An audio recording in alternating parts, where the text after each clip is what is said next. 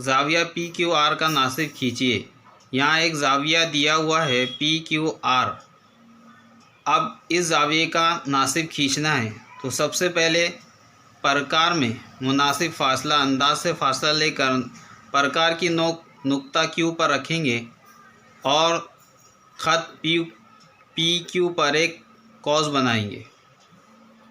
वही फासले से ख़त क्यू आर पर एक कॉस बनाएंगे। अब उसे नाम देंगे एक्स और वाई। इस तरह वहाँ नाम देने के बाद फिर नुक्ता एक्स पर प्रकार की नोक रखेंगे और ज़ाविये के अंदर एक कॉस बनाएंगे।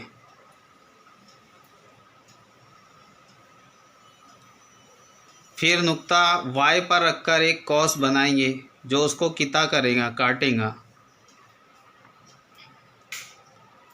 और इसको एक नाम देंगे नुक्ता ओ।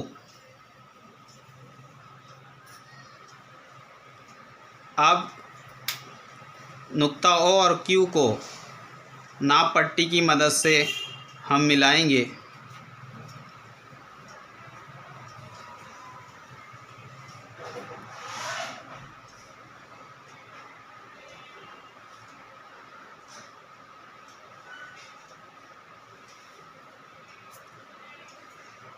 इस तरह ज़ाविया पी क्यू आर का ये नासिफ हो गया, यानी ये आधा हो गया।